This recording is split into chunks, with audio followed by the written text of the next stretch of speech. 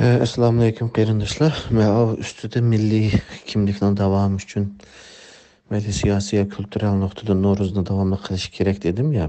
Buningga men bir izoh berib o'tib ketay. Bir toplumning yoki bir jamiyatning yoki bo'lmasa bir millatning bir kimligi bo'lmaydi. Bir qancha kimligi bo'ldi. Uning birisi siyosiy kimligi bo'ldi. Siyosiy kimlik degan masalan Uyg'urlarning Xitoy bizga tonutib qo'ygan yoki Xitoy dunyoga bizni tonutishga tirishgan va dunyo tonib qolgan shakli Xitoydagi bir asonliq millat, o'zining avtonom rayoni va asonliq millat. Bu bir siyosiy kimlik. Siyosiy haq-huquqlarni belgilaydigan kimlik. Ama biz onu e'tirof qilmaymiz. Biz Sharq Turkistonlik, biz besbilangan bir ulus desek bu siyosiy kimligimizni o'tirib qo'ygan bo'lamiz. Bundan boshqa bir qavmning ya bir qabilaning yoki bir millatning boshqa kimliklarim bo'ladi. Buning birisi etnik kimligi. Etnik degani chiroyini belgilaydigan bu nimalarchu qonni surishtiradigan, ya'ni biz kültür jihatdan masalan Moğollar o'xshaymiz, ama etnik kimlik jihatdan Türkler bilan Moğollarning yildizi bir emas, ayrim ikki xalq. Ama o'tgan Nuriddin yaxshi so'zlabdi, men yaqinda Moğollar to'g'riliq. Moğollar bilan bizning siyosiy coğrafyamız uzun yıllar bir bo'lib qolgan. Shuning uchun kültür jihatdan va boshqa jihatdan, hatto til jihatdan mu nihoyat o'xshashliklar bo'lgan. Ama etnik jihatdan o'xshash emas. Biz o'xshash bir manbadan chiqqan xalqlar emas Moğollar bilan. Bu bir millatning ikkinchi kimligi, etnik kimligi. Ba'zilar buningga uchinchi kimlikni aralashtirdi, ba'zilar aralashtirmay ayrim tutadiganlar va birlashtiradigan tadqiqotchilar bor. Uchinchi kimlik kulturel kimligi. Kültürel kimligi degan mush bizning kiydigan kiyimimiz, yeydigan tamog'imiz, andan keyin naqshimiz, muzikimiz, güzellik, estetik tuyg'urimiz, binokorligimiz hamma narsani jo'g'irlash bilan chiqadigan narsa bu. Medeniyet ve kültürünün farkı var. Ben bunu aldığımızda hukumlarını sözlegende ikisini iniq tushuntirishga tirishime. Biz de birleştirib olgancha Uyg'urlar shunga eminim qalaymiqamizda. Amaliyot kültür başka narsa. Şuna bu kültürel kimligimizde bir milletni bir millet qilib tutib turishda va boshqalarga qo'shilib ketishdan, assimilyatsiya yapıp ketishdan saqlaydigan narsamış kültürel kimlik. Dini kimlik muş kültürel kimlikning asosiy belgilgücü, asosiy narsadan birisi bo'ladi. Yani en asası amillerden birisi dini kimlik. Mesela mındaq o'ylanglar, anadaki bu kültürel kimlik, ama ben de aytishim kerak ki, kültürel kimlikni saqlaydigan narsa biz ve ular degan angning chiqishi. Yani bizning kültürel kimlik, ba'zilar deydi ki, islom dini arabning bir nimasi, shuning uchun biz mındaq xato yo'lga kirib qoldik deydigan qari johillar balki. Ba'zilar deydi ki, mesela müşahede deyilgandek, ma bayram dindi to'g'ri emas, shuni qilmaslik kerak deydi ki. Amaliyotda bu her bir millatning o'zining bir kechmishi bo'ladi. O'zining yaratgan narsalari, natijalari, mag'lub bo'lgan ichinishli kunlari, bayram qiladigan kunlari, bayram qilmaydigan kunlari, motam tutadigan kunlari hamma millatning o'xshamaydi. Shuning uchun bizning bayramlarimiz va boshqalar o'xshamaydi. Buningga shu o'xshamaganligi uchun biz boshqalarga singishib ketmadik.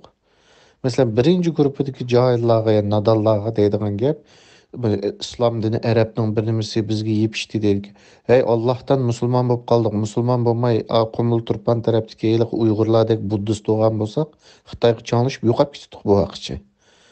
Bu yerda Uyg'urlarning biz musulmon, ala kafir degan narsani necha yuz yil biz ular degan ayrilgan chegara nimalarni saqlab qoldi? O'zaro to'ylashishni saqlab qoldi. To'ylashishdan saqlab qoldi bizni. Shuning uchun biz necha yuz yil davom qilib mavjudligimizni saqlay olgan eng chong omil islom dini. Birinchi, eng muhim omil. Tilimiz, yana bir narsamizda yo seriq Uyg'urlarning yoki bizning yenimizdagi Qumul Turpanda davlat qurgan Uyg'urlarningmi, qadimki burunqi Uyg'urlarningmi tili o'xshashdi bizga, ammo tili ularni saqlab qololmadi. Ular buddist bo'lganligi uchun Xitoy bilan o'rlashib yo'qolib ketdi nurg'unlari. Ama bizni saqlab qolgan birinchi omil islom. Buni inkor qilgan odam tarixdan xabari yo'q odam bo'ladi. Ammo hamda ikkinchi turkumdagilar deydiganimiz, ya'ni musulmon bo'lg'achqa biz Navro'zni tabriklaymiz deydigan bo'lsak, Biz u vaqtida yana yo'qolib ketishga majbur qolamiz. Buning eng asosli omili nima? Eng asosli misol nima? Masalan, Türkler İslam xalifeligini qo'lda tutgan imperiyalarni qurdi, ammo arablashib ketmadi. Ya'ni o'zining bayramlarini qilaverdi. Hatto o'zining nusxasidagi islomning o'zining tushunchasi bo'lgan ayrim nusxasini chiqardi. Masalan, bugun Qandil kechilari bor Turkiyada. Saudiyada bormi Qandil, Misrda bormi? Yo'q. Uni bitat deydi, ammo turklarning chatig'i yo'q uni bilan. Qilaverdi. Ya'ni biz bir musulmon islom dunyosi degan bilan, ya'ni millatlarning o'zining mo'yin bildigan narsalar bo'ladi yana. Shuni o'sha narsalar uni boshqalardan saqlab qoladi. Hamda Novruzga kelaylik. Novruzning asli kelib chiqishi eng tegi Zardushtlikdan kelib chiqqan, Ateş dinidan, Irondagi. Bu rost. Uni hech kim inkor qilgani yo'q. Ammo Novruz yillar bo'yi, hatto miloddan burungi necha yuz yillarning oldi, bu kunimizdan 2000 necha yuz yillarning oldida saqlardan bugun turk deydigan qarashlar kuchlik. Tomaris deymiz bugun. Asli ismi Tomris. Tomris turklarning Qağanның ayali, onun yoldaşı İranlıqlar tərəfindən öldürüldü. Andaki oğlunu əvətidu niməgə, kelişimgə. Oğlunu öldürüb etkəndikin Tomris Hatun, yoki Tumaris Hatun Türklərini başlap gelib İranlıqның qallısını alıdı padişahının. Yəni biz İranlıqlar bilan neçə min yıllarning oldidan tatib aloqamiz var. Bəzida urush, bəzida tinchlik. Endi bu vaqtlarda Zerdüştlük ortak bayramları ortak bir-birisiga tushunishib qilingan ishlar bor. Ba'zida urush qilmasa, ba'zida do'stona o'tgan vaqtlar bor. Tijorat va o'tirsida. Uningdan keyin yana birisi bu Navruzning eng muhim nuqtasi, u vaqtlarda bu osmonga qarab havo kilometr qachon kun uzraydi, qachon nima tanglashudi kuni tun degandek astronomiyaning dastlabki bilimlari yeni bayqılıvatqaşqa bu yani bundan 2300 yılının aldıda gün bilen tünning tanglashgan bu kunini bayqab chiqib bu kunni alayda bilish bu turklarga bir yotmi tuyulib bir eskishdekmi tuyulmaydi albatta. Ve bu bayramni qabul qilib turklar, yani bizning ajdodlarimiz buni tabriklab kelayotganiga nihoyat uzun yillar bo'ldi va biz uni zardushtlik sababidan qilmaymiz. Burunqi shu farslar, yadikilar zardushtlik sababidan qilmasa, biz boshqa sababdan qilamiz uni. Tarixchilikning nimaning boshlandiga vaqti deb, bahorning. Endi bu boshqa bir dinga chetishidi, buning necha ming yilning oldidagi sababi. Shuning uchun buni cheklash kerak degan narsa bizning milliy kimligimizga qanchalik ziyon berdi, buni o'ylash kerak. Buni deyishdan burun Turkiyada qila olsa, Qandilni cheklasin oldida, u qarashdikilar.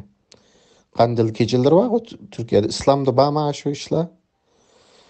Ma başka devletlerdeki dinli ustazlar şunu doğru demde. Türklerden şunu çeklisin aldı da Türklerini Araplardan farklı kıldığın özünün milli hatta dininin mi yeni bir düşüncesi dep durup özünü farklı tutkan nesler boğaşka Türkler 500 yıl kaldı ya yedi. Eğer Türkler şunu kılmagan bolsa bu Araplaşıp yo'qolib ketdi. Shuning uchun bizni diniy nimasida diniy ustozlardan men oldiga tushib bir narsa demayman, din sababdan mandaq deb. Bu mening haddim emas, mening saharim emas. Ammo bir millatning qanday bir millat bo'lib mavjud bo'lib turadiganligini yaxshi tushunish kerak. Bu millat, bizning millat nimada turayotgan millat, ongning oldi tuyda. Biz uchun chaqchaq qilgan millat emas. Bir narsani unutmaylik. Biz Xitoy kulturlam tahdid emas bizga. G'arbning kültürümü tehdit, kültür cihet bizni yo'qotadigan omillarning birisi g'arblashib ketsak-mi yo'qaymiz. Arabning yoki Pokistonlikning kültürü kirkazsak-mi yana yo'qaymiz. Ularni bir tehdit amaliyotda. Milliy nuqtadan kültür, dinni demadimmi? Kültürni da'atmi. Shuning uchun biz o'zimizning xosligini saqlay oladigan özümüzдің kanvay köynüğümüzni, atlas köynüğümüzni, doppimizni kiyalaydigan faaliyetlerimiz. Bizni bir yerga akilib bir dash qazonda No'ruz ishi etib, ashadi billa tura oladigan bunday rituallarni, murosimlarni ko'p qila oladigan nimalar bayramlarimizni hargiz tashlamasligimiz kerak. Tashladik yo'qolib ketamiz. Hatto bu Arab yoki Urdu kültürler emas, bugungi Turkiyaning Türk kültürümü, Anatoliyanın kültürümü bizni işçiga yutib akirkitib öz kimligimizni yo'qotadigan kültür nuqtada aytganda yana bir tahdid o.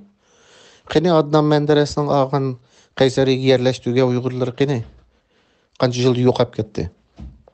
Shu No'ruzni, Badam do'ppini, Kanavayni, tilimizni özümüzün yani İslam dünyasının içinde, Türk dünyasının içinde yine özümüzün ayrım haslığını saklaş, o bizden mecburiyetimiz. Onu saklaydığı amilla, aşında bayramla, murasimla, meşrepler, ili çakçak sorulları yani başka nimelerde Müslüman ya ki Türk nimelerde kavimlerde bulmagan bizde bulgan alaydı haslıklarımızı texmi namayan kılıp texmi saklaşımız gerek. Bunu kılanmasak Araptikiler Araplaşıp gidiyor, Türkiye'dekiler Türkleşip gidiyor, Gariptikiler Garipleşip gidiyor, Xitaydakiler Xitaylaşıp gidiyor. Şunun için bunun kültürel kimlikini saklaşta Novruz naaytı muhim bayramlarının birisi. Şu sebepten dedim abi üstüdü çok yapmayın.